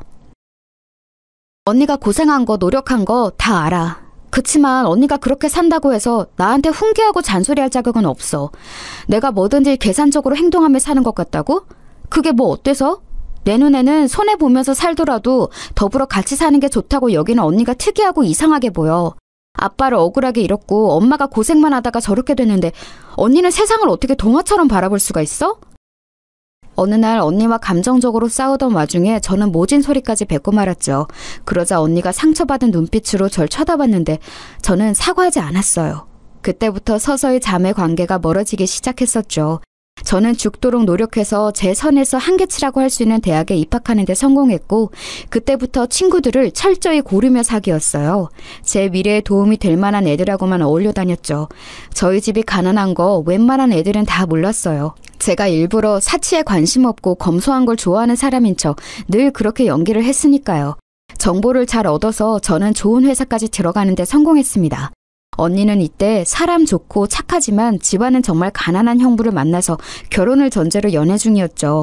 엄마가 허리 통증으로 결국 수술을 받으시게 됐는데 그 비용 거의 다 제가 부담했습니다. 좋은 회사에 다니며 돈 관리를 철저히 했기에 가능했죠. 저는 그때도 생각했어요. 언니보다 제가 잘났고 제가 옳은 것이고 더 성공한 인생이라고요. 이제 보니까 그런 생각에 사로잡혀서 집착하고 있었던 것도 같네요. 저는 어느새 남들이 인정할 만큼 성공한 인생이 아니면 실패한 것이라고까지 생각하고 있었습니다. 각고의 노력 끝에 저는 집안 좋은 남자를 만났고 결혼하는 것까지 성공했어요. 제가 집안 배경은 무척 부족했지만 학벌이 제법 괜찮았고 학점 관리가 수준급이었고 무엇보다 좋은 회사에 재직 중이었기 때문에 명함을 들이밀 수 있었습니다. 잘 사는 집안 며느리 자리에 들이미는 명함이었죠. 엄마는 제가 너무 차이나는 집안과 결혼하는 거 아니냐고 걱정하셨는데 제가 기가 막혀 했습니다. 엄마, 이제 다 같이 팔자 펴는 일만 남았는데 웬 헛소리를 하는 거예요? 잠자코 계세요. 괜히 일 그르치지 마시고요. 저는 무조건 기회를 놓칠 수 없다는 생각뿐이었죠. 결혼을 하는 것에만 혈안이 되어 있었거든요. 참고로 남편은 3남매 중 둘째입니다. 첫째인 신우이는 이름 되면 대부분이 알 법한 기업의 며느리로 시집을 갔어요. 남편은 유학파 출신으로 자기 회사를 창업해서 운영 중이었고요. 시동생은 대기업에 재직 중이었습니다. 시아버지께서 워낙 집안이 좋으셔서 온 가족들이 옛날부터 많이 누리고 배우고 그러면서 살아온 모양이었어요. 그런데 특이한 점이라면 시어머니께서 시아버지의 재혼 상대이셨다는 건데요. 시어머니께서는 평범하디 평범한 집안에서 나고 자라셨고 집안의 장녀라서 식구들을 챙기다 보니까 결혼을 못하고 나이만 꽤 드신 채로 서비스 직종에 종사하고 계시다가 매장에 손님으로 오셨던 시아버지를 만나게 돼서 재혼까지 하신 거라고 했어요. 참고로 남편의 생모께서는 막내인 시동생이 갓 20살이 됐을 때 심장마비로 돌아가셨다고 했습니다.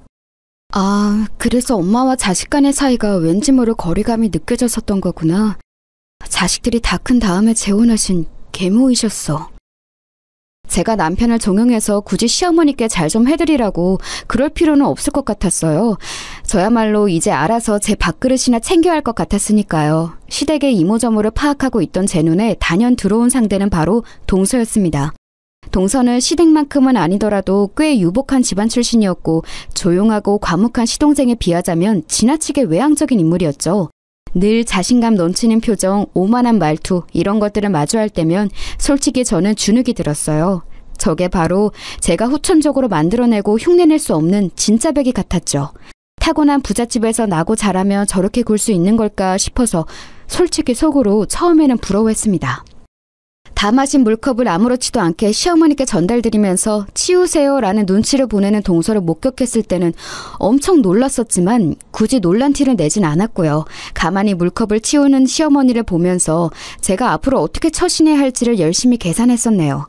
기묘한 줄다리기를 이어가듯이 그렇게 지냈던 것 같아요. 그러던 어느 날 다 같이 온 식구가 주말에 모였을 때였는데요. 시어머니께서 웃으며 말씀을 하시다가 손으로 살짝 동서의 머리카락을 쳐버렸어요. 그건 아프지도 않고 아무것도 아니잖아요. 그런데 동서가 인상을 휙 쓰면서 시어머니를 째려보더니 잠시 후 아무도 몰래 거실과 밑창으로 시어머니의 발등을 꾹 한번 눌러박는 게 아니겠어요? 하필 이런 것들을 저만 목격했기에 저는 표정 관리하느라 애를 썼죠. 그러다가 다들 각자 대화를 나누느라 어수선한 분위기일 때 시어머니와 동서가 단 둘이 이동하는 모습을 봤습니다. 복도 끝방으로 들어가더라고요. 제가 그걸 따라가 봤죠. 너 내가 이 말 안 하려고 그간 참고 또 참고 그렇게 인내하면서 지냈는데 기어이 내 입에서 이 말이 나오게 만드는구나. 너 혹시 내가 새엄마라고 계모라고 우습게 보는 거니? 그래서 나 만만하게 여기는 거야? 왜 그렇게 생각을 하셨어요? 저는 전혀 어머님을 그렇게 여긴 적 없는데요? 착각하신 거예요. 어머님 스스로가 계모라는 사실 때문에 열등감 품고 계셔서 지금 이러시는 거 아닌가 모르겠네요. 집안도 변변치 않으시니 열등감 품으실 요소는 많죠. 들려온 대화 내용에 제가 깜짝 놀라서 얼른 손으로 입부터 틀어막았어요. 자취의 숨소리를 들켰다간 안 될 것 같았거든요. 무엇보다 저는 이 현장을 더 엿듣고 싶다는 마음이 있었죠. 그래서 숨을 숙인 채 문의 귀를 아예 바짝 갖다 대고 대화를 계속 엿들었습니다. 네가 되도 않게 말장난을 치면서 오리발을 내미는구나. 끝을 모르고 어른 앞에서 이렇듯 맹랑하게 구는 거 고쳤으면 해. 아버님 앞에서는 적당히 조절 잘하니까 너무 걱정하지 마세요. 제가 알아서 합니다. 뭐라고? 네가 이러고도 나를 무시하는 게 아니라고 당당히 굴 수 있는 거니? 아, 진짜. 왜 자꾸 피곤하게 구세요? 젊은 며느리가 당돌하게 좀 굴 수도 있는 것 같지고 어머님 같은 여자끼리 너무 꽉 막히게 구시는 거 아니에요? 제가 말씀 좀 공손하게 안 드린 것 말고 또 어머님께 뭘 그렇게 잘못을 했나요? 저야말로 어머님께 제가 왜 밉보였는지 그게 참 의문이네요. 저를 싫어하셔서 일부러 안 좋게 색안경 쓰고 바라보시는 거 아닌지요? 지금도 이것 봐! 너는 전혀 나를 공경하지 않고 있어. 네가 뭘 그렇게 잘못을 했냐고? 네 가슴에 손을 얹고 생각을 해봐라. 너는 항상 네 친정 쪽으로만 내 아들을 끌어갔지. 이걸 네가 아니라고 말할 수 있을까? 주말이든 언제든 친정이 우선이고 네 시댁은 항상 후순위로 두었잖아. 결혼할 때 시댁에서 지원받고 돈 받고 이런 것들은 잘만 받아놓고서 신혼여행 가서는 전화 한 통도 안 했었지. 명절에는 아프다는 핑계 대면서 내 아들만 항상 먼저 여기로 보내고 너는 지각하기 일쑤였어. 그러면서 늘 사과는 내가 아니라 내 남편에게만 하더구나. 와, 어머님 그간 속에 쌓이신 게 많았나 봐요. 이렇게 흥분하시면서 말씀하시는 모습 처음 보는 것 같아요. 그간 인자하게 미소만 지을 줄 아는 부처님이신 줄 알았는데 제가 잘못 생각하고 있었네요. 그런데 어머님 이렇게 속내 털어놓으시고 저한테 불만 말씀하시는 거 다 좋아요. 다 좋은데요. 그걸 왜 저한테만 말씀하시는 거예요? 네? 아들 며느리 부부가 똑같이 잘못을 했는데 그걸 왜 아들이 아니라 며느리인 저한테만 뭐라고 하시냐고요. 내 아들은 회사만 잘 다닐 줄 알지 다른 건 깊게 생각도 잘 못하고 이런저런 계산도 안 넣는 얘야. 내가 잘 알아. 항상 그런가 보다 하면서 사는 스타일이야. 네가 항상 옆에서 큰 소리 내고 행동 이렇게 하라고 지시하면서 의견 내고 사주하고 이런 것들 내가 모를 줄 알았니? 우리가 그런 걸 다 몰라서 가만히 있어 온 줄 알아? 그렇다고 쳐요. 그런데 그것에 넘어간 아들이 너무 물은 거 아닌가요? 물러터진 바보 불효자를 혼내셔야지 왜 며느리만 혼내세요? 이거 너무 불공평하네요. 아무래도 저를 싫어하시기 때문에 색안경 쓰시고 꼬투리 잡으시고 싶어서 어머니께서 혈안이 되신 거라는 그런 저희 생각이 점점 더 확고해지네요. 네가 아주 간사하게 입을 놀리는 것에만 도가 텄구나. 그런 식으로 결국은 나에게 화살을 돌리는 거야. 어머님, 제가 지금 무슨 틀린 말씀을 드린 건가요? 저는 맞는 말씀만 드린 거예요. 아니라고 생각하시면 그냥 따박따박 반박을 하시면 될 것 가지고 굳이 제 탓으로 마무리를 지으시려는 건 다름 아닌 어머님이시라고요. 아, 진짜 왜 저한테만 이러신담? 아, 혹시 아들에게는 직접 이런 말씀 못 하시는 게 진짜 엄마가 아니라서 그러시는 건가요? 생모가 아니라 계모니까? 그러면 제가 또 어느 정도는 참작을 해서 이해를 해드릴게요. 동서가 사람 속을 완전히 뒤집어 놓기로 작정을 한 모양인지 깔깔거리면서 엄청 크게 웃음을 터뜨렸어요. 단지 엿듣고 있는 것뿐인데도 제 심장이 다 쿵쿵거렸고 속이 막 울렁거리는 감각이 들었습니다. 당사자인 시어머니께서는 심경이 어떠셨을까요? 비웃음을 늘어놓고 나서 신나게 웃고 난 동서가 이런 소리를 덧붙였습니다. 아, 이제 자연스레 이해가 되셨겠다. 그쵸? 이해? 이해라니 그건 또 뭐하는 말장난이야? 어머님 아들이 왜 효도를 1순위로 올리지 않고 제 말을 그렇게나 잘 따르는지 이해가 되셨겠다 이 말씀이에요. 낳아준 진짜 엄마가 아니니까 당연히 그런 계모보다는 사랑하는 아내를 더 위하며 따르고 싶은 심리가 아닐까요? 어떻게 내 앞에서 그런 말을 입 못해 처먹은 거. 너 이러는 건 내 아들이 내 남편이 속속들이 알고 나서도 너를 옹호해 줄 것 같아? 아이고 어머님 그러다 순 넘어가시겠어요. 눈에 힘 좀 푸시고 신호흡 좀 하시고 네? 건강 생각하셔야죠. 자식 며느리들에게 나중에 간병을 기대하시면 곤란하니까요. 미리미리 건강 관리를 부탁드립니다. 아 그리고 어머님 아들, 어머님 남편 앞에서 제가 알아서 잘할 테니까 하여간 걱정하지 마시고요. 그냥 얌전히 하던 집안일이나 계속 하세요. 가만히 조용히 그렇게 있는 게 어머님한테는 최고로 잘 어울려요. 아셨죠? 동서가 그렇게 말하자 풀썩 주저앉는 소리가 문 너머에서 들려왔어요. 시어머니께서 다리에 힘이 풀려 주저앉으신 모양이었습니다. 그러자 동서는 코웃음을 치며 부축을 해드릴 용의 따위는 전혀 없는지 문 쪽으로 걸음을 옮기더군요. 발소리가 가까워지는 것에 저는 얼른 문에서 멀어지려다가 동서의 마지막 말까지 들었어요. 아, 참고로 굳이 저하고 이런 대화를 나눴다는 거 아무한테도 주둥이 안 나불대셨으면 좋겠어요. 이건 어머님을 위해서 드리는 조언이기도 해요. 작은 며느리한테 이런 취급을 받는 시어머니라니. 그거야말로 스스로의 위신을 깎아먹고 계모라서 고작 이것밖에 안 된다고 다른 사람들에게 광고하는 꼴밖에 더 되겠어요? 안 그래요? 말을 함부로 하는 것에도 정도가 있지. 정말이지 동서가 해도 해도 너무하다는 생각이 그제서야 들었습니다. 주먹을 불끈 쥐었던 저는 그러나 동서가 문을 열어젖히자 재빠른 속도로 기둥 뒤에 몸을 숨기고 말았어요. 동서는 반대편으로 곧장 걸어가는 바람에 저를 보지 못하였죠. 저는 스스로 내가 지금 왜 숨었을까 이런 생각이 들어서 혼란스러웠습니다. 자괴감 같은 게 들었죠. 방금 들어버린 엄청난 대화의 여파로 가슴이 진정 안 되는 가운데 저는 소리 안 나게 걸음을 옮겼어요. 시어머니의 상태를 살펴보지 않고 현장을 몰래 벗어나는 것에만 급급했다는 것 자체가 제가 동서를 피한 이유를 알려주고 있었습니다. 저는 시어머니의 편에 서서 동서와 대치를 하고 싶지 않았던 거예요. 그럴 용기 따위는 없었던 것이죠. 속으로 어차피 나는 상관없어 이런 비겁한 생각이나 하면서 아무것도 엿듣지 않은 사람처럼 행동했습니다. 그러나 그날 집으로 돌아가던 차 안에서 문득 사이드 미러로 쳐다보다가 깨달았어요. 동서가 나오느라 그 문이 열려져 있었단 사실을 말입니다. 그 사이로 시어머니께서 제가 지나가는 모습을 보셨을지 마셨을지 그건 알 수가 없었어요. 저는 뒤도 돌아보지 않고 발소리를 죽여서 멀어지는 것에만 집중하고 있었으니까요. 열려있던 문을 간과했던 것, 그 쓰라린 실수 때문에 한동안 저는 가슴을 졸여야만 했습니다. 캥기더라고요.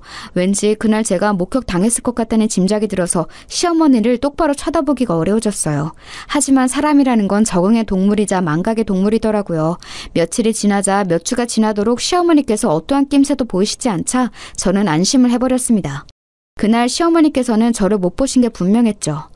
그렇게 믿었었는데 아니었다는 걸 저는 알게 된 거예요. 시아버지께 얻어맞은 뺨이 후끈거리는 것을 느끼며 저는 호통을 들었습니다. 너 역시 마찬가지다. 너는 네 시어미가 일방적으로 모욕적인 말을 듣고 있는 현장에 있었음에도 모른 척하였지. 그리고 영영 입을 다물어 버렸어. 네 시어머니가 느꼈을 아픔, 고통, 수치심 이런 것을 너는 다 외면해버렸던 거야. 아버님 그날 일을 말씀하시는 것 같은데 그때는 제가 정말 경황이 없어서 자리를 뜨고 말았습니다. 아무한테도 알리지 않는 게 어쩌면 어머님을 도와드리는 것일 수도 있다고 생각해서 잠자코 지냈습니다. 죄송해요. 글쎄다. 네가 지금 그 변명을 진심으로 늘어놓는 것인지 아닌지 잘난 새치열을 놀리는 것에 도같은 네 동서, 내 작은 며느리를 생각하자면 너 역시도 온갖 가식만 부리고 있을 가능성을 배제할 수 없지. 아버님, 그러시다면 설마 동서를 교육시키려고 저기에 가두신 건가요? 아무리 그래도 사람을 저기에 가둬두시다니 동서가 언제부터 저기 있었나요? 오늘 아침부터다. 지난번에 왔을 때 흘리고 간 물건을 찾겠다며 불쑥 들이닥쳤지. 멋대로 찾아보게 두었더니 작은 애가 슬쩍 어디로 향했던 줄 아냐? 바로 여기야. 여기서 자기가 흘린 걸 찾느라 두리번거리더구나. 정신없이 바닥을 살피고 있길래 내가 나타나서 이걸 보여주며 말했지. 시아버지는 그렇게 말씀하시면서 바지 주머니를 뒤적거려 작은 물건 하나를 꺼내 드셨어요. 어둑한 곳에서도 약간의 빛을 받자 반짝거리는 그것은 동서의 귀걸이 한 짝이었습니다. 액세서리를 좋아하는 동서가 유독 아끼는 귀걸이라는 것을 저조차도 알고 있었어요. 저걸 귀에 달고 있을 때면 꼭 일부러 손코을 한 번씩을 쳐다보면서 귀걸이 자랑을 하고는 했었으니까요.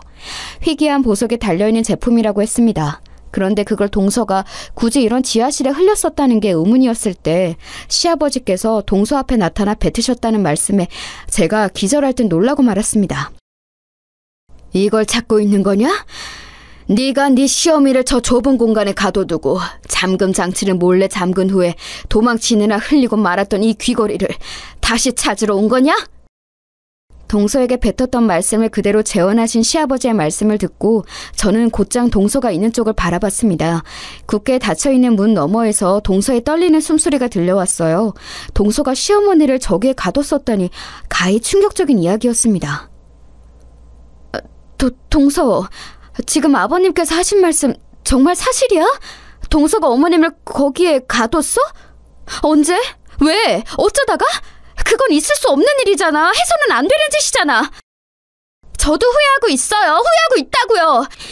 제가 그날 유기농 채소 좀 얻으려고 들렀는데 어머님께서 혼자 계셨어요.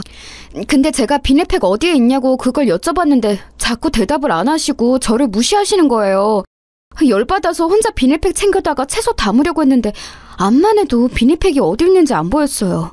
부엌 살림을 들여다본 적이 있어야 알든가 말든가 하죠. 안 보여서 짜증난 와중에 어머님께서는 계속 저를 무시하시고 할 일 하시더니 뭘 챙기시려는지 쟁반 들고 여기 지하실로 향하시더라고요. 제가 따라가면서 말씀을 건네봤지만 그래도 자꾸 무시를 하시길래 이 안에 들어와서 뭘 한참 찾고 계시는 뒷모습을 보자 저도 모르게 그냥 문을 확 닫고 잠금장치까지 걸어버렸어요. 진짜 홧김에 그랬던 거예요. 작정한 건 아니었어요. 동서! 홧김에 그랬다고 쳐. 동서가 워낙 다혈질이니까 순간적으로 그럴 수는 있어. 그래도 얼른 문을 열었어야지. 저도 그러려고 했어요. 그런데 잠근 장치를 바로 열려고 하니까 이게 잘 안 되는 거예요. 달그락 소리가 나니까 안에서 어머니께서 갇히신 걸 아래 차리셨고 그때 저한테 너 작은 애니? 네가 나 가뒀니? 이렇게 말씀을 거시니까 너무 겁이 나서 그냥 도망쳐 버렸어요. 마침 집 밖에 지나가고 있던 택시가 보이길래 손 흔들어서 바로 타버렸고요.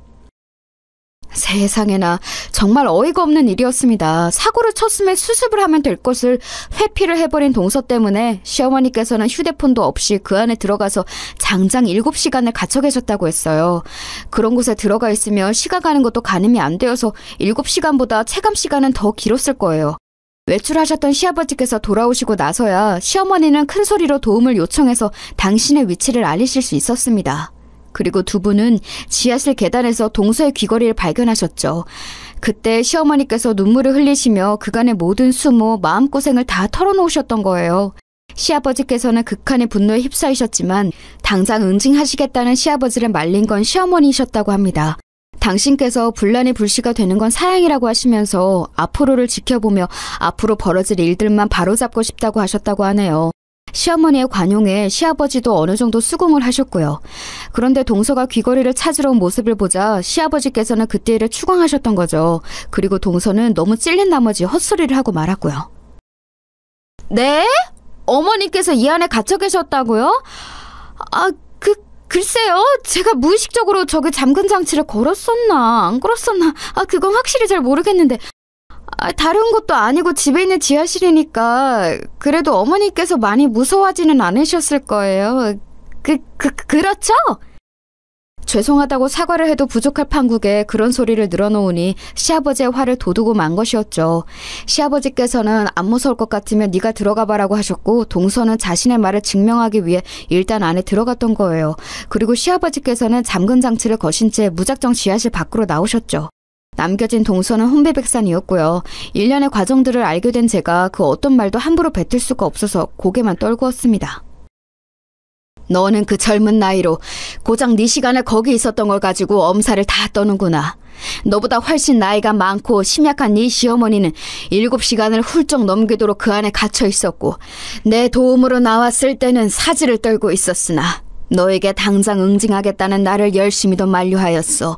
앞으로 너에게 기회를 주고 싶다고 말하는 그런 너의 시어미를 네가 반의 반이라도 따라갈 수 있을까? 나는 없다고 본다. 그리고 큰애 너도 마찬가지다. 작은 애가 야비하다면 너는 비겁하기 짝이 없어. 너 역시 할 말이 없어야 마땅해. 시아버지의 말씀 앞에서 저는 진심으로 입이 10개라도 뱉은 말이 없어졌어요. 그 어떤 그럴싸한 변명을 내놓더라도 제 비겁한 행적이 지워지는 건 아니었으니까요. 숙연하게 고개를 떨구고 있던 그때 문 너머에서 동서의 흐느끼는 목소리가 들려왔어요.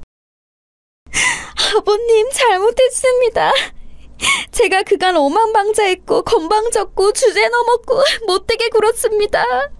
그러면 안 되는 거였는데 제가 부족한 인성 때문에 잘못을 저질렀어요. 죄송해요.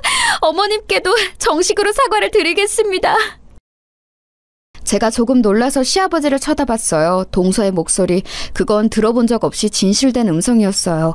그것을 시아버지께서도 느끼신 건지 무표정했던 얼굴에 묘한 기운이 감도는 것이 보였습니다. 잠시 후 시아버지께서는 잠근 장치를 열어주셨어요. 그러자 눈물에 젖은 얼굴로 동서가 힘없이 안에서 걸어 나왔습니다. 동서는 재차 시아버지 앞에서 다시는 건방진 언행을 하지 않겠다고 맹세를 하였으며 시어머니께 따로 정식 사과를 드리겠다고 다짐했습니다. 그리고 저 역시 앞으로는 진심을 다해 시어머니를 공경하는 며느리가 되겠다고 시아버지 앞에서 약속을 드렸어요. 사죄를 하는 며느리들을 두고 시아버지께서는 깊은 한숨을 내쉬셨습니다. 너희들의 잘못이기에 앞서서 내 아들들의 잘못이지. 이 불효자 놈들 정신 똑바로 안 차리면 이제 국물도 없다. 전 재산을 사회에 기부하는 한이 있더라도 그것들에게는 한 푼도 내 돈을 물려주지 않겠다고 선언을 해버리는 수밖에. 제가 화들짝 놀랐는데 제 옆에서 동서는 놀라다 못해 거의 실신할 지경으로 보였어요. 저는 그때 알았죠. 동서가 알아서 시동생의 시큰둥한 태도로 바꾸어 놓을 것이라고요. 저 역시도 남편하고 옳게 마음을 다잡고 잘 해나가야겠다는 생각이 들었으니 시아버지께서는 좋은 수단을 쓰신 걸지도 모르겠습니다. 여행에서 돌아오신 시어머니를 동서가 먼저 따로 찾아뵈었어요. 저는 그로부터 이틀 뒤에 찾아가서 인사를 드렸는데 그때 시어머니께 듣기로는 동서가 굉장히 공손해졌다고 하더라고요. 어머님, 제가 동서를 탓할 군번이 못 되는 것 같아요. 그간 제가 늘 가식적으로 계산적으로 필요한 언행만 하면서 어머님께 진심을 다하지 않았던 것은 아닌지 저 스스로를 돌아봤더니 많이 부끄러웠습니다. 죄송해요. 용서해 주신다면 앞으로 정말 잘하겠습니다. 이미 나는 네 마음을 다 알고 있으니 굳이 용서를 구할 필요는 없어. 네가 사시는 속이 깊고 생각이 무척 많다는 걸 나는 알고 있단다. 너를 보고 있자면 유복한 집안의 안주인 자리를 갑자기 꿰차게 되었던 날에 내가 생각이 나. 나에게 충실한 남편, 비록 살가운 자식들은 아니지만 그래도 나를 외면하지는 않기에 그것만으로도 고마웠던 삼남매. 내가 누리면서 동시에 책임져야 할 것들이었지. 행복하고 가슴 벅찼지만 어딘가 늘 초조했어. 내 자리가 아닌 것 같아서 걱정으로 악몽을 꿀 때도 많았어. 그런데 너를 보면 그 시절의 내가 떠올라. 시어머니께서 말씀을 이어가시는데 이상하게도 저는 눈물이 주르륵 흘러내렸어요. 아무도 알아차리지 못한 저조차도 애써 묻어두었던 제 내면 깊숙한 곳에 감춰진 모습을 시어머니께서 보셨다고 생각하니까 놀랍기도 했고 누군가 저를 알아주었다는 생각으로 감동에 차기도 했습니다. 그네야, 인생을 내가 지금까지 살아보니까 내가 사랑하는 사람들도 정말 소중하지만 나를 사랑해주는 사람들만큼 고마운 존재들은 없더라. 누군가에게 사랑받는 것은 정말 어려운 일이더라. 그런 존재들에게 늘 감사해야 돼. 그래야 인생이 더욱 가치 있어지고 의미 있어져. 저는 시어머니께서 왜 그런 말씀을 하시는지 알 것 같았어요. 고민하던 저는 오래간만에 언니를 찾아갔습니다. 자매가 단 둘이 마주 앉으니까 좀 어색하더라고요. 사는 이야기부터 조금씩 나누면서 그렇게 대화를 풀어갔어요. 그리고 저는 언니에게 미안하다는 말을 건넸죠. 늘 제가 옳다고 생각하며 언니의 모든 것을 깎아내리고 얕잡아 보았던 것. 스스로가 그랬던 것을 저는 너무나도 잘 알고 있었기에 그 점들을 솔직하게 고백하고 언니에게 사과했습니다. 그런데 사실은 언니, 나는 언니가 부러웠던 걸지도 모르겠어. 나는 세상을 원망하지 않으면, 성공을 목표로 삼지 않으면 하루도 제정신으로 버티기 힘들어서 일부러 앙빠리처럼 굴었는데 언니는 그런 게 없어도 늘 하루하루를 여유롭게 웃는 얼굴을 살았으니까 그런 게 진짜 강인함이라고 생각했었던 것 같아. 그래서 나는 어쩌면 언니한테 질투가 나서 더욱 모진 말을 뱉었었나 봐. 제 진심 어린 사과를 들은 언니는 깜짝 놀라더니 무척 고마워했어요. 용기를 내어서 사과를 해준 것이 대단하다며 저를 축켜 세워주었죠. 나이가 들고 나서도 언니는 언니이고 동생은 동생인가 보더라고요. 저에게 칭찬해주는 언니를 보니까 제가 누군가의 동생이라는 게 실감이 나서 간만에 순수한 미소가 제 입가에 지어졌습니다. 저는 그 자리에서 언니의 심경 고백을 처음으로 들어봤어요. 나도 힘들었어. 어찌 보면 너와 마찬가지였을 거야. 힘들었고 세상이 미웠지. 아르바이트를 하면서는 들장맨 소녀 캔디 마냥 외로워도 슬퍼도 나는 안 울어 이러면서 씩씩하게 행동했지만 늘 아프고 힘들었고 화상 입은 곳들이 쓰라렸고 집으로 가는 길에는 엉엉 울었어.